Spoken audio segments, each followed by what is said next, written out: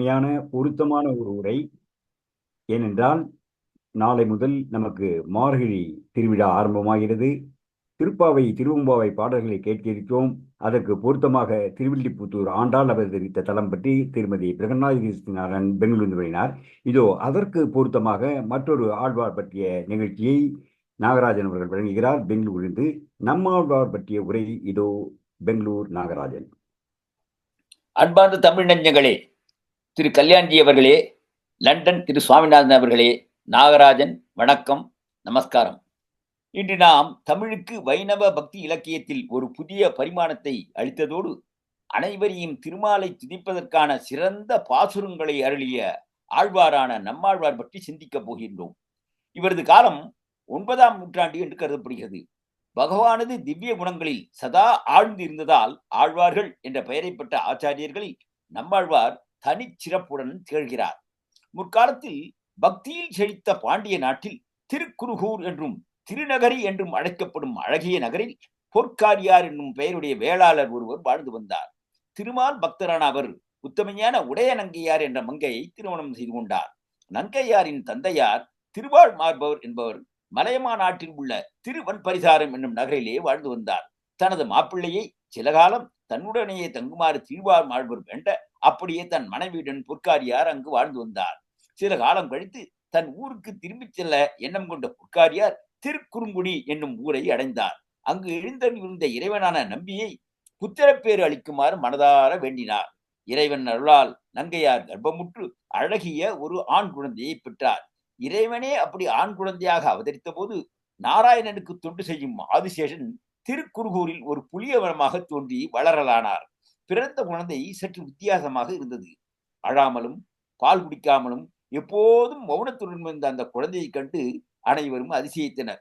குழந்தையை பெருமாள் கோவிலுக்கு கொண்டு சென்ற பொற்காரியார் உலக நடைக்கு முற்றிலும் மாறாக இருக்கும் குழந்தைக்கு மாறன் என்று பெயர் சூட்டி அங்குள்ள புளிய மரத்திலே ஒரு அழகிய தொட்டிலே குழந்தையை இட்டுவிட்டு வீடு திரும்பினார். ஒரு குழந்தை தன் தாயின் வயிற்றிலிருந்து வெளியே வந்தவுடன் அக்குழந்தையின் மேலே ஜடம் என்னும் வாயு வீசும். உடனே பரிசுத்த மனம் கொண்ட குழந்தை மனம் மாறி அழத் தொடங்கும், உலக இயல்பை பெறும். ஆனால் இந்த தெய்வ குழந்தையின் மீது வாயுவால் ஒன்றும் செய்ய முடியவில்லை. அந்த வாயுவை குழந்தை அப்புறம் தள்ளிவிட்டது. இப்படி சடவாயுவை தள்ளிவிட்டதால் அவருக்கு சடகோபர் என்ற பெயர் உண்டாயிற்று. இப்படியாக ஒரு நாள் அல்ல, ஒரு வருடம் அல்ல, 16 ஆண்டுகள் அவர் வளர்ந்து வந்தார். ஸ்ரீமன் நாராயணன் மாறனாருக்கு அனைத்து சாஸ்திரங்களையும் அளிக்க திருவுள்ளம் கொண்டு தனது கன தலைவரான விஸ்வக்சேனரை அழைத்து, நீ திருக்குறுகூர் சென்று அனைத்து வேதாந்த உட்பொருளையும் மாறனுக்கு உபதேசித்து வா என்று ஆணையிட்டார். அவரை அனுப்பினார். அதன்படியே விஸ்வக்சேனர் திருக்குறுகூரில் உள்ள மாறனார் முன் பிரத்யட்சமாகி அவருக்கு அனைத்து வேதாந்த உட்பொருளையும் உபதேசித்தார். அனைத்து வேதங்களையும் மாறனார் அறிந்து கொண்டார். விஸ்வக்சேனர் தனது இருப்பிடம் மீண்டார். இப்படி நாட்கள் கழிகையில் திருமால் மீது அற்புதமான மதுரமான பாடல்களை பாடிய பக்தர் ஒருவர் அயோத்திக்கு சென்றார். அவர் மதுரமான பாடல்களை பாடி வந்ததால் அவரை மதுர கவிகள் என்று அனைவரும் அழைத்தனர். ஒரு நாள் தெற்கு திசையிலிருந்து பேரொளி ஒன்று வீசுவதைக் கண்டு ஆச்சரியப்பட்ட அவர் அது ஒளிரும் திசை நோக்கி நடக்க ஆரம்பித்தார். அந்த ஒளிகாட்டிய பாதையால் அவர் திருக்குறுகூரை வந்து அடைந்தார். அங்குள்ள புளிய மரத்தடியில் தியானத்தில் இருந்த மாறனாரை கண்டார். அவர் பேசாமல் இருந்ததை கண்ட மதுர்கவியார் ஒரு கல்லை எடுத்து தட்ட இதுவரை பேசாமல் இருந்த மாறனார் அவருடன் பேசலானார். அவர் கேட்ட கேள்விகளுக்கெல்லாம் அற்புதமாக பதிலை தரலானார். மாறனார் ரிக், யஜுர் மற்றும் அதர்வ வேதத்தின் கருத்துக்களை உள்ளடக்கி திருவருத்தம், திருவாசிரியம், திருவாய்மொழி என்னும் நூல்களை ஏற்றி உலகிற்கு தந்தார். திருவாய்மொழி மிகவும் சிறப்பு வாய்ந்ததாக அது பகவத் விஷயம் என்ற சிறப்பு பெயரை பெற்றது. திருவாய்மொழியில் 1102 வாசகங்களும், திருவிருத்தம் நூலில் 100 வாசகங்களும், திருவாசிரியம் நூலில் 7 வாசகங்களும், பெரிய திருவாந்தாதி நூலில் 87 வாசகங்களும் ஆக 4 பிரபந்தங்களில் மொத்தம் 1296 பாசனங்கள் உள்ளன. இப்படி வேதத்தை அழகிய தமிழில் விரித்துரைத்த அவரை அனைவரும் நம் ஆழ்வார் நம் ஆழ்வார் என்று அழைக்கலாயினர். அவர் நம்மாழ்வார் ஆனார். ஸ்ரீரங்கநாதனும் அவரை நம்மாழ்வார் என்று அழைக்கவே அப்பெயரே நிரந்தரம் ஆயிற்று. மற்ற ஆழ்வார்களை இவரது அவயவங்களை கூறுவதால் இவரது சிறப்பு நமக்கு நன்கு விளங்கும். அவரது பாடல்களை கேட்டு மகிழ்ந்த பகவான் அவருக்கு ஒரு மகிழ மாலையை கொடுத்து அணிந்து கொள்ளுமாறு பணித்தார். அதை அவர் அணிந்தார். அதனால் அவர் பகுலாபர்ணர் என்ற பெயரை பெற்றார். தான் அருளி செய்த பிரபந்தங்களை நம்மாழ்வார் மதுரகவி ஆழ்வாருக்கு உபதேசித்து அருளினார். மகாவிஷ்ணுவே முதல் தெய்வம் என்று நிரூபித்த நம்மாழ்வார் பிற மந்தங்களை கண்டித்தார். அதனால் அவருக்கு பராங்குசர் என்ற பெயர் உண்டாயிற்று.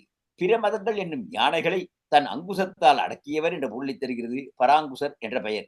நம்மாழ்வார்க்கு வேதம் தமிழ் செய்த மாறன், குருவூர் நம்பி, ஞானபிரான், தொண்டர்பிரான் உள்ளிட்ட 35 பெயர்கள் உண்டு. 35 ஆண்டுகள் வாழ்ந்த பின்னர் நம்மாழ்வார் திருநாடு அலங்கரிக்கலானார். நம்மாழ்வாரின் பிரிவை தாங்க முடியாத மதுரகவி ஆழ்வார் அவரது பாசுரங்களை பாடி பரவி பரப்பியதோடு திருநகரியில் அவருக்கென ஒரு கோவிலையும் எழுப்பினார். அதில் நம்மாழ்வாரின் விக்கிரகத்தையும் ஸ்தாபித்தார். ஒரு நாள் அவரது பெருமைகளை வழக்கம் போல வீதியிலே கூவிச் செல்கையில் பொறாமை பிடித்த புலவர்கள் மதுரகவியாரை தடுத்து நிறுத்தி இதை நீர் நிரூபிக்க வேண்டும் என்று கூறினர். இதனால் திகைத்த மதுரகவியார் நம்மாழ்வாரை துதிக்க ஒரு விருத்த வேதியர் அவரை சந்தித்தார். நீர் கவலைப்பட வேண்டாம், நான் சொல்லுதை செய்தால் போதும் என்று கூறினார் அவர். பின்னர் அவர் கூறினார், கண்ணன் கடலினை நன்னும் மனமுடியீர் எண்ணும் திருநாமம் திண்ணம் நாரணமே என்ற பாசுரத்தின் முதல் அடியை ஒரு ஏட்டிலே எழுதி கொண்டு போய் அந்த ஏட்டை அந்த புலவர்கள் வைத்திருக்கும் சங்கப்பலகையில் வைக்க அனுமதி பெறுங்கள், அது போதும் என்றார். அதன்படியே மதுரகவியாரும் ஒரு ஏட்டில் முதலடியை எழுதி சங்கப்புலவர்களிடம் தர அவர்கள் சிரித்தவாறே அந்த ஏட்டை சங்கப்பலகையிலே வைத்தனர். ஒற்றாமை குளத்தில் விடப்பட்ட அப்பலகையின் மீது அவர்களும் நின்றனர். ஏட்டை மட்டும் ஏந்தி கொண்ட சங்கப்பலகை மற்ற புலவர்களை நீரிலே ஆழ்த்தியது. அவர்கள் நீந்தி கரை சேர்ந்தனர். நம்மாழ்வாரின் மகிமையை நன்கு அறிந்து கொண்ட அவர்கள் அவரை போற்றலாயினர். அது மட்டுமின்றி நம்மாழ்வாரின் பெருமையை தனித்தனி பாடல்களாக ஒவ்வொரு புலவரும் எழுதி சமர்ப்பிக்க எண்ணம் கொண்டனர். அப்படியே ஒவ்வொருவரும் ஒரு பாடலை எழுதி படிக்க முயன்றபோது என்ன ஆச்சரியம், அனைத்தும் ஒரே பாடலாகவே இருந்தன. சேமங்குர்கையோ செய்ய திருப்பார்கடலோ, நாமம் பராங்குசமோ நாரணமோ, தாமம் துளவோ வகுளமோ தோளிரண்டோ, நான்கும் உளவோ பெருமான் உனக்கு என்ற பாடலாகவே அனைவர் எழுதிய பாடலும் அமைந்திருந்தது. ஈயாடுவதோ கண்டதுக்கெதிரே, இரவைக்கெதிரின் மின்மணி ஆடுவதோ, நாயாடுவதோ ஒரு வெம்புலி முன் நரிகேசனி முன் நடையாடுவதோ, பேயாடுவதோ அழகு ஊர்வசி முன் பெருமான் வகுலாபரன் அன்பூண்டு ஓவாது உரதை ஆயிரமாமரையின் ஒரு சொற்பெருமோ உலகிற்கவியே. கருடைய வேகத்திற்கு எதிரே ஈ எங்கே, ஒளிதரும் சூரியன் முன் மின்மினி வெளிச்சம் எங்கே, புலிக்கு முன்னே நாய் எங்கே, சிங்கத்தின் கம்பீர நடைக்கு முன்னே நரியின் நடை எங்கே, தேவலோக ஊர்வசி முன் பேய் ஆடுவது எப்படி இருக்கும், சடகோபர் அருளிய ஒரு சொல்லின் பெருமைக்கு அனைத்து வித்வான்களின் கவியில் ஈடாகுமோ என்று இப்படி பலபட புகழ்ந்து ஒவ்வொருவரும் பாடினர். நம்மாழ்வார் வைகாசி விசாகத்தென்று அவதரித்தார். அதை ஒட்டி மலர்ந்த பாடல் இது. ஏறார் வைகாசி விசாகத்தின் ஏற்றத்தை பாரோர் அறிய பகர்கின்றேன், சீராரும் வேதம் தமிழ் செய்த மையன் எழில் குருகை நாதன் அவதரித்த நாள். மதுரகவியாரின் கண்ணி நுண் சிறுத்தாம்பில் அவர் நம்மாழ்வார் பாசங்களை போட்டி போகின்றார். அருள் கொண்டாடும் அடியவர் இன்புற அருளினான், அவ்வருமறையின் பொருள் அருள்கொண்டு 1000 இன் தமிழ் பாடினான், அருள்கொண்டீர் உலகினில் மிக்கதே. மிக்க வேதியர் வேதத்தின் உட்பொருள் நிற்க பாடி என் நெஞ்சில் நிறுத்தினான், தக்கசீர் சடகோபன் என் நம்பிக்கை ஆட்புக்க காதல் அடிமை பயனன்றே. வானனியும் மாமட குருகை மன்னன் வாழியே, வைகாசி விசாகத்தில் வந்துதான் வாழியே, சேனையர்கோன் அவதாரம் செய்த வள்ளல் வாழியே, திருக்குறுகை சடகோபன் திருவடிகள் வாழியே என்று கூறி என் உரையை முடிக்கின்றேன். நன்றி, வணக்கம். நன்றி திரு நாகராஜன் அவர்களே. நம்மாழ்வார் பற்றிய ஒரு அருமையான உரையை வழங்கியவர் பெங்களூர் நாகராஜன் அவர்கள். நேயர்களே, நம்முடைய நிகழ்ச்சியை தொடர்ந்து கல்யாண சுந்தர சிவாச்சாரியார் அவர்கள், அதாவது நமது கல்யாண்ஜி அவர்கள் நமக்கு பல ரெக்கார்டட் பாடல்களை போட இருக்கிறார். அதற்கு முன்பாக சில முக்கிய அறிவிப்புகள். 13ஆம் தேதி வெள்ளிக்கிழமை கல்யாண்ஜி அவர்கள் நடத்திய திருப்புகழ் ஒலிபரப்பு மிகவும் வெற்றிகரமாக அமைந்தது. அதற்கு பாடல்களை அனுப்பிய உங்கள் எல்லோருக்கும் நன்றியை தெரிவித்துக் கொள்கிறோம். இரண்டாவதாக, நம்முடைய அடுத்த ஒலிபரப்பு அடுத்த ஞாயிற்றுக்கிழமை வழமையான நேரத்தில் வழக்கம் போல நடைபெறும். ஆனால் அதற்கடுத்த ஞாயிற்றுக்கிழமை, அதாவது டிசம்பர் கடைசி ஞாயிற்றுக்கிழமை என்று 1 மணி நேரம் நமது நிகழ்ச்சிகள் முன்னதாக நடைபெறும். அதை பற்றிய அறிவிப்புகள் உங்களுக்கு ஃபேஸ்புக் மூலமாகவும் வரும், ஞானமயம் வெப்சைட் மூலமாகவும் வரும். மூன்றாவது அறிவிப்பு, இந்த நிகழ்ச்சிகளை எல்லாம் நீங்கள் ஒருவேளை, அதாவது பார்ட்டோ அல்லது முழுவதாகவோ மிஸ் பண்ணி இருந்தால், அதாவது கேட்காமல் இருந்து உங்களுக்கு விருப்பம் இருந்தால், இவை அனைத்தையும் ஃபேஸ்புக்கில் காணலாம், யூடியூபில் காணலாம், எங்களுடைய வெப்சைட் tamilandvedas.com, சுவாமி இண்டாலஜி blogspot.com ஆகியவற்றில் நீங்கள் இந்த கட்டுரைகளையும் காணலாம் என்பதை தெரிவித்துக் கொள்கிறோம். இதற்கு அடுத்தபடியாக திரு கல்யாண்ஜி அவர்கள் நமக்கு சில ரெக்கார்டட் பாடல்களை வழங்க இருக்கிறார். இதோ அவர் போடுவார்.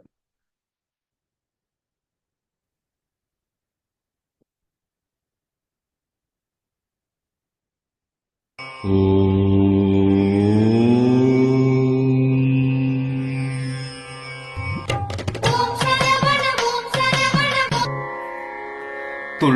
மத வேள்கை கணையாலே துள்ளும் மத வேள்கை கணையாலே தொல்லை நடு நீல கடலாலே துள்ளும் மத வேள்கை கணையாலே தொல்லை நடு நீல கடலாலே மெல்லவரு சோலை குயிலாலே மெல்லவரு சோலை குயிலாலே மெல்லவரு சோலை குயிலாலே மெய்யுருகும் ஆனை தழுவாயே மெய்யுருகும் ஆனை தழுவாயே தெள்ளு தமிழ் பாட தெளிவோனே தெள்ளு தமிழ் பாட தெளிவோனே தெள்ளு தமிழ் பாட தெளிவோனே செய்ய குமரேச திரளோனே தெள்ளு தமிழ் பாட தெளிவோனே செய்ய குமரேச திரளோனே வள்ள தொழு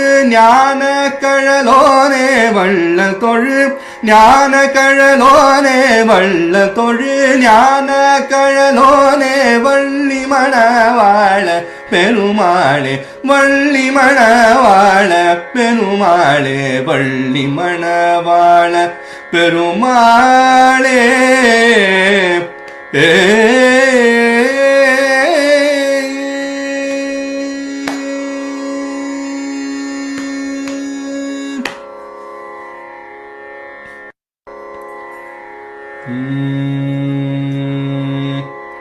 காதி மோதி வாதாடு நூல் கற்றிடுவோரும் காசு தேடி ஈயாமல் வாழ பெறுவோரும் காதி மோதி வாதாடு நூல் கற்றிடுவோரும் காசு தேடியாமல்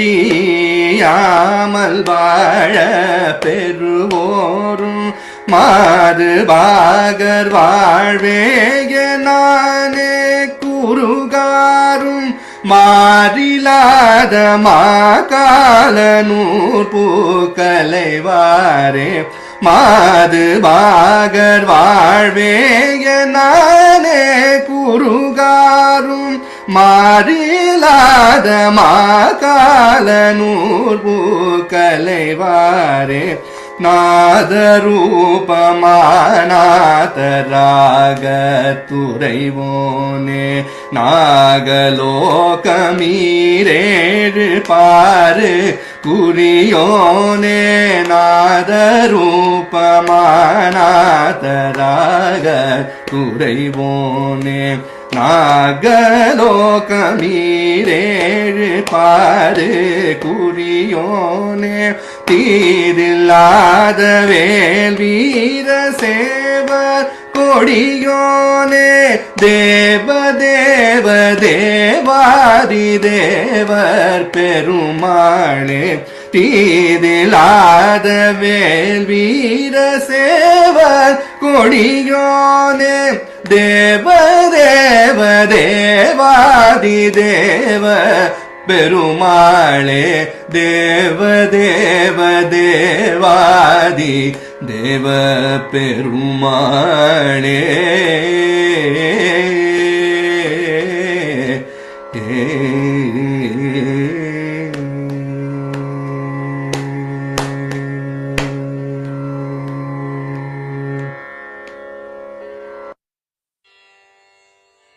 காலநாத் வெண்கொடன் தூதர் பாசங்கொடன் காலிநாத் தந்துடன் கொடு போக காலநாத் வெண்கொடன் தூதர் பாசங்கொடன் காலிநாத் தந்துடன் கொடு போக காதலார் மைந்தரும் தாயாரும் சுகம் காணமே பின்தொடன் அலராமும் காதலார் மைந்தரும் தாயாரும் சுகம் காணமே பின்தொடன் அலராமும் சூரவா தண்டு செஞ்சேவ கோதந்தமும் சூர தோளும் தரும் திருமார்பும் சூரவா தண்டு செஞ்சேவ கோதந்தமும் சூர தோளும் தரும் திருமார்பும் தூயதோ தன்னையும் காண ஆர்வம் செய்யும் தோகை மேல் கொண்டு முன் வரவேணும் தூயதோ தன்னையும்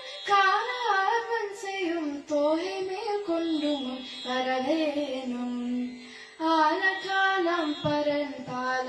கஞ்சிடும் தேவர் வாழந்துவன் அமுதியும் ஆலக்காலம் பரம்பாலதா கஞ்சிடும் தேவராலந்துவன் அமுதியும் ஆரவாரம் செய்யும் வேலை மேல் கண்பலன் ஆதிமாய் அன்றனம் மருகோனே ஆரவாரம் செய்யும் வேலை மேல் கண்பலன் ஆதிமாய் அன்றனம் மருகோனே சாலிசே சங்கினம் பாவிசூர் பங்கேம் சாரரா செந்திலம் பதிவாழ்வே சாலிசே சங்கினம் பாவிசூர் பங்கேம் சாரலா செந்திலம் பதிவாழ்வே தாவு சூரஞ்சிமன் சாய வேகம் பெரும் தாரைவேலுந்திரும் பெருமாளே தாவு சூரஞ்சிமன் சாய வேகம்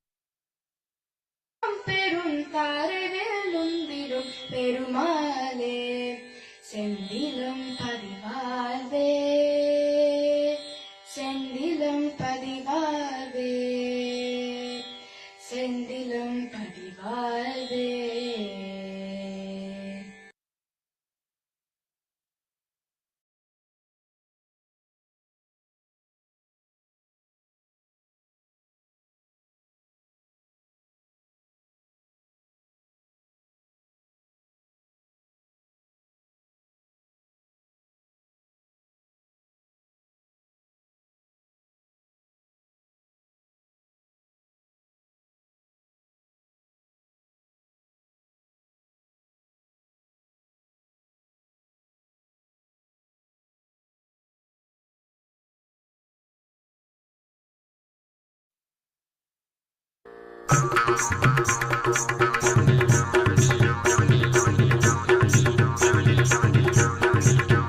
வாழ்க நிரந்தரம் வாழ்க தமிழ் மொழி வாழிய வாழியவே வானமளந்ததனை தும்மளந்திடு வன்மொழி வாழியவே வாழ்க நிரந்தரம் வாழ்க தமிழ் மொழி வாழிய வாழியவே வானமளந்ததனை தும்மளந்திடு வன்மொழி வாழியவே ஏழ்கடல் வைப்பினும் தன்மனம் வீசி இசை கொண்டு வாழியவே எங்கள் தமிழ் மொழி என்றென்றும் வாழியவே ஏழ்கடல் வைப்பினும் தன்மனம் வீசி இசை கொண்டு வாழியவே எங்கள் தமிழ் மொழி